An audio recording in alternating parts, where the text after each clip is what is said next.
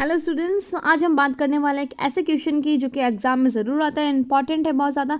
अगर आप इस वीडियो को एक बार देख लोगे देन आपको उस क्वेश्चन को गो थ्रू करने की ज़रूरत नहीं पड़ेगी। अगर एग्जाम में वो आ भी जाता है तो आप आराम से उसको लिख सकते हो। मैं बहुत ईजी तरीके से आपको समझा दूंगी। और ये देखिए, ये फर्स्ट क्वेश्चन है, डिफाइन नेफ्रोटिक सिंड्रोम्स। तो हम पहले एक ही बात करते हैं। तो फर्स्ट इसमें दे रखा है डेफिनेशन लिखनी है हमें इसकी, डिफाइन नेफ्रोटिक सिंड्रोम। और नेक्स्ट लिखा है राइट इट्स क्लिनिकल फीचर्स। तो मैं आपको बता दूं, क्लिनिकल फीचर्स मतलब होता है साइन एंड सिम्टम्स। तो ज़्यादा हेडेक आप मत लेना। और चलो हम डेफिनेशन की बात करते हैं। Nephrotic syndrome is kidney disease characterised by proteinuria, hypoalbuminaemia, oedema. ये तीन चीज़ आप याद रखना, proteinuria, hypoalbuminaemia and oedema. तो नेफ्रोटिक सिंड्रोम एक किडनी डिसीज है, जैसा कि हम सबको पता है। तो हमको पहले लाइन लिख देनी है, nephrotic syndrome is kidney disease और कैरेक्टराइज्ड बाय के बाद में प्रोटीन यूरिया, हाइपोएल्बुमिनिया और एडिमा, ये हमको लिखना है। उसके बाद वाली इट में भी प्राइमरली मिनिमम चेंज नेफ्रोपैथी, ये आप लिखो नहीं लिखो आप पे डिपेंड है, बट ये लाइन लिख दोगे तो बहुत ज़्यादा बेटर होगा और सफिशिएंट है। इसके बाद डायरेक्ट आप ये लाइन लिख सकते हो, it is most common from age 2 to 6 years, क्योंकि हम अभी पढ़ रहे हैं चाइल्ड हेल्थ नर्सिंग, तो वो बच्चों के लिए, तो इसलिए it is most common from age 2 to 6 years. फिर हम बात करते हैं इसके क्लिनिकल फीचर्स के बारे में, यानी कि साइन एंड सिम्टम्स। तो मैसिव एडिमा देखने को मिलेगा। एडिमा एक तरह का सूजन, इन्फ्लामेशन, फूला हुआ, इसमें पानी भरा हुआ हो, एडिमा एक तरह का आप समझ सकते हो। तो इसके अंदर एडिमा में कौन कौन से हो सकते हैं oedema? Facial swelling, face swell हो सकता है, स्वेलन एब्डोमेन, हमारा जो पेट है वो फूल सकता है, सूज सकता है। Peri orbital puffiness, peri orbital जो कैविटी होती है वो भी फूल सकती है। Swelling in feet and ankle, जो हमारी पाँव होते हैं, एंकल होती है, वहाँ पे स्वेलिंग आ सकती है इस एडिमा, इस क्या कहते हैं इसको, नेफ्रोटिक सिंड्रोम की वजह से। तो ये मैसिव एडिमा के थे, facial, swollen, periorbital puffiness, swelling in feet ankle.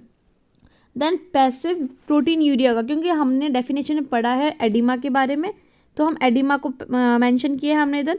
फिर हमने प्रोटीन यूरिया के बारे में पढ़ा है, तो मैसिव प्रोटीन यूरिया होगा इसमें।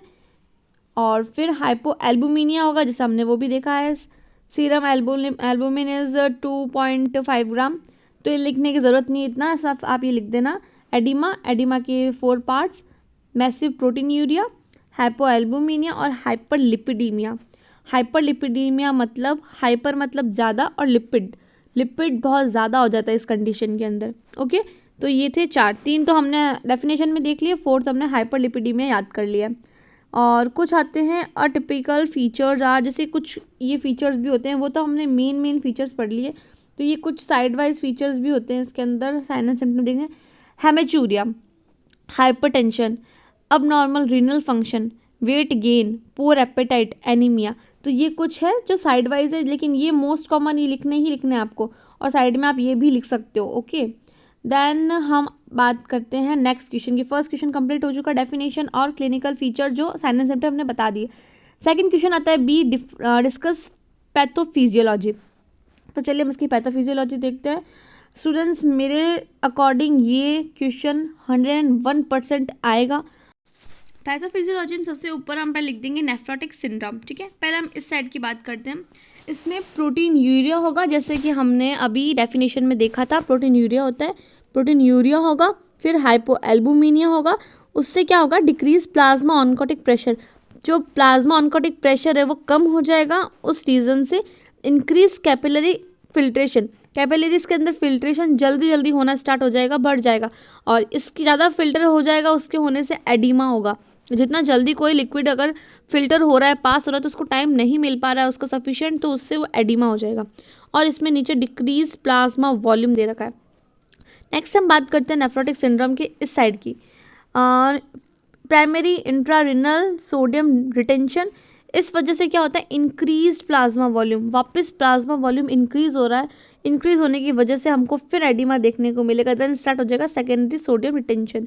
तो oedema, proteinuria, hyperalbuminaemia regularly हमको देखने को मिल रहा है, जो कि नेफ्रोटिक सिंड्रोम की डेफिनेशन है, उसको कैरेक्टराइज करती है। और ये चीज़ें क्यों होती हैं, हम इनका कॉज अब पढ़ते हैं। प्रोटीन यूरिया, प्रोटीन यूरिया क्यों होता है? फर्स्ट है इसमें systemic over production.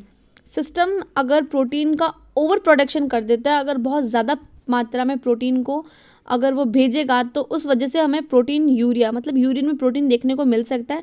Tubular dysfunction, अगर प्रोटीन जहाँ पे जाता है और ये हमारे ट्यूब्स हैं, अगर वो फंक्शन सही से नहीं कर रही है तो प्रोटीन को वो ज़्यादा अमाउंट में हमारे यूरिन के अंदर भेजेगी, जो कि पास आउट होने से पहले हमें बहुत प्रॉब्लम्स देगा। थर्ड पॉइंट है ग्लोमेरुलर डिसफंक्शन। जो ग्लोमेरुलाई होती है, जो ग्लोमेरुलस होता है हमारे किडनी के अंदर, वो डिसफंक्शन करना स्टार्ट कर देता है। उस रीज़न की वजह से भी हमें प्रोटीन यूरिया देखने को मिल सकता है। नेक्स्ट हम आते हैं हाइपोएल्बुमिनिया। ये क्यों होता है? It is result of loss of protein in urine. It also due to catabolism of filtered albumin by the proximal tubule as well as redistribution of albumin with the body। ये हाइपोएल्बुमिनिया क्यों होता है? क्योंकि हमने ऊपर पढ़ा था प्रोटीन यूरिया हुआ है, प्रोटीन के ज़्यादा लॉस होने से ये चीज़ हाइपोएल्बुमिनिया देखने को मिलेगा, क्योंकि एल्बुमिन की मात्रा फिर कम हो जाएगी। ओके, फिर oedema. Oedema the volume retention in nephrotic syndrome, जितना भी वॉल्यूम वहाँ से रिटर्न हो रहा है, जा रहा है, तो वो जाके एक एडिमा बना रहा है। ओके, और नेक्स्ट है hyperlipidaemia. All serum lipid, cholesterol, triglyceride and lipoprotein level increase. जितने भी हमारे बॉडी में लिपिड्स, फैटी एसिड्स है, लाइक कोलेस्ट्रॉल जो होता है, ट्राइग्लिसराइड होती है, इन सब की मात्रा हमारे शरीर में बढ़ जाएगी और उस वजह से बढ़ने को ही हम हाइपर बोलते हैं, तो उस वजह से हाइपरलिपिडीमिया हो जाएगा हमें। और hypoproteinaemia stimulate generalised protein synthesis in the liver including the lipoprotein, lipid catabolism in diminished. तो इसमें इतना ही इसका मतलब है कि इसमें कोलेस्ट्रॉल, ट्राइग्लिसराइड इन सब की मात्रा इंक्रीज होने की वजह से हाइपरलिपिडीमिया हो जाएगा। तो ये थी हमारी पैथोफिजियोलॉजी नेफ्रोटिक सिंड्रोम की। सी पे आते हैं हम, identify nursing problems and plan the intervention. जो हमारे नर्सेस का मेन रोल है, मेन इंपॉर्टेंट वर्क है, तो इसे किसी को भी नहीं छोड़ना है और जितना हो सके इसमें आपको मन से लिखना है। और थोड़ा मैं आपको हेल्प करती हूँ, इधर आओ। Nursing management of nephrotic syndrome. The major goal of child with nephrotic syndrome are. हमारे सबसे ज़्यादा गोल मेजर क्या रहेंगे, उस बच्चे को कैसे हमें नेफ्रोटिक सिंड्रोम से ट्रीट करना है। तो ये देखिए, सबसे पहले हम करेंगे प्रिजर्विंग एनर्जी। हम उसकी एनर्जी को प्रिजर्व करके रखेंगे। Improving nutrition status, nutrition status हम उनका मेंटेन रखेंगे, खाना वगैरह सब कुछ मेंटेन रखेंगे, इंप्रूव करेंगे। मेंटेनिंग स्किन इंटीग्रिटी, हम उसकी स्किन इंटीग्रिटी जो भी है ख़राब ना हो, उसके लिए हम उसकी पोजीशन चेंज कर सकते हैं, उसको सॉफ्ट मैट्रेस प्रोवाइड कर सकते हैं। तो और प्रिवेंटिंग इन्फेक्शन, इन्फेक्शन प्रिवेंट करने के लिए एंटीबायोटिक्स दे सकते हैं और कुछ प्रिकॉशंस यूज़ कर सकते हैं। तो सबसे पहले हम बात करते हैं फर्स्ट पॉइंट की, monitoring fluid intake and output. जो फ्लूइड वो लेता है और वापस बाहर पास आउट करता है, उसको हम कैसे मॉनिटर करेंगे। तो उसमें क्या होता है, monitor from intake and output chart हमको मॉनिटर करना है। Weight the child daily at the same time every day on the same scale on the same clothing.